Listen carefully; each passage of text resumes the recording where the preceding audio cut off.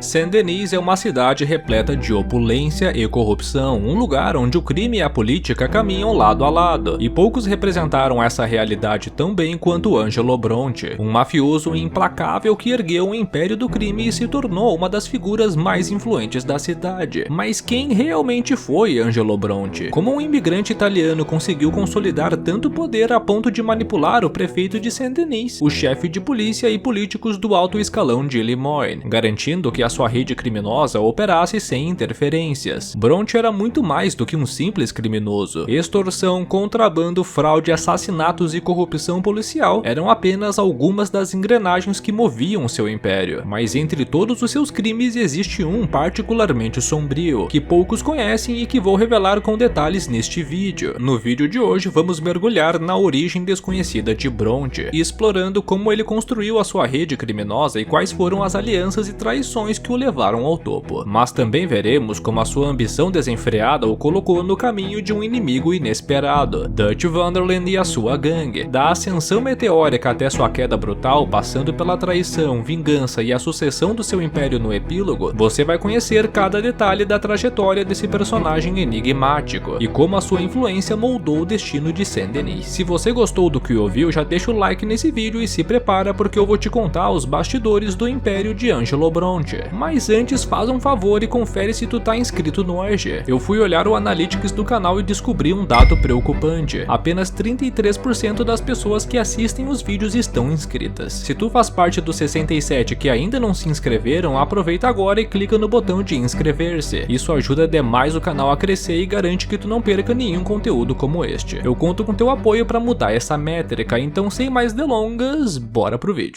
Antes de falarmos sobre a ascensão e queda do império de Angelo Bronte, é essencial entendermos as suas origens. Apesar de ser um dos personagens mais influentes da trama, a Rockstar não se aprofundou muito no seu passado, deixando apenas fragmentos de informações sobre a sua trajetória. O que sabemos é que Bronte é um imigrante italiano com cerca de 55 anos durante os eventos do jogo. Assim que chegou a Saint-Denis, rapidamente mergulhou no mundo do crime, expandindo a sua influência ao longo dos anos. Com uma abordagem meticulosa e implacável, ele recrutou os seguidores e eliminou concorrentes até se consolidar como o maior criminoso da cidade. A sua ascensão foi acompanhada de uma impressionante acumulação de riqueza, tornando-se uma das figuras mais poderosas de Saint-Denis. A sua moradia reflete essa prosperidade, uma grandiosa mansão na nobre rua Flavian, adornada com artigos luxuosos e cercada por um extenso jardim que se estende até uma pequena doca no lago. Esta residência opulenta é uma das mais belas da cidade, mas a sua beleza esconde a presença constante de vigilância. Guardas fortemente armados patrulham os arredores dia e noite, impedindo qualquer estranho de se aproximar sem autorização. Diferente de Dutch van der Linde, como O'Driscoll ou outros notórios criminosos, o Bronte não precisa se esconder ou mudar constantemente de local para evitar a captura. A sua casa é conhecida por todos, mas a sua influência o protege. Ele conquistou esse privilégio ao construir fortes alianças na alta sociedade, estabelecendo laços estratégicos com figuras importantes como o prefeito Lemieux, o chefe de polícia e membros do alto escalão político de Limoilles. Essas conexões foram forjadas com subornos, favores e, quando necessário, intimidação e extorsão. No entanto, aos olhos da elite de Saint-Denis, o Bronte não é um criminoso, mas sim um homem de negócios respeitável e um grande filântropo. Ele faz doações generosas para projetos sociais e financia a própria força policial da cidade, garantindo que a sua imagem pública permaneça impecável. Essas ações, cuidadosamente calculadas, serviram para mascarar a sua verdadeira natureza, a ponto de ser frequentemente elogiado e premiado pela sua generosidade. Mas, como sabemos, tudo isso não passa de uma fachada, uma máscara para esconder a sua verdadeira natureza. Angelo Bronte está longe de ser uma boa pessoa ou uma influência positiva em Saint-Denis. Depois de consolidar a sua máfia na cidade, com inúmeros capangas e aliados na prefeitura e na força policial, o Bronte passou a cobrar os comerciantes locais pelo chamado serviço de proteção. Essa é uma prática clássica das máfias: extorquir lojistas sob a ameaça e violência. Quem se recusa a pagar está sujeito a assaltos, vandalismo e até mesmo espancamentos. Esse esquema gera quantias substanciais para Bronte. Uma prova disso é um documento encontrado na sua mansão, listando diversos estabelecimentos da cidade e os valores pagos, com uma média de $20 por local. Essa relação se refere refere apenas às contribuições de junho e totaliza $385, o equivalente a cerca de 14.700 nos dias de hoje. Mas a extorsão não é a única fonte de renda do italiano. Outra atividade essencial para a máfia de Bronte é o contrabando. Ele desvia mercadorias do porto de Saint-Denis e de outras regiões, movimentando produtos ilegalmente e lucrando alto com isso. Essa operação é facilitada pela sua influência sobre o chefe de polícia, que fecha os olhos para os seus negócios ilícitos.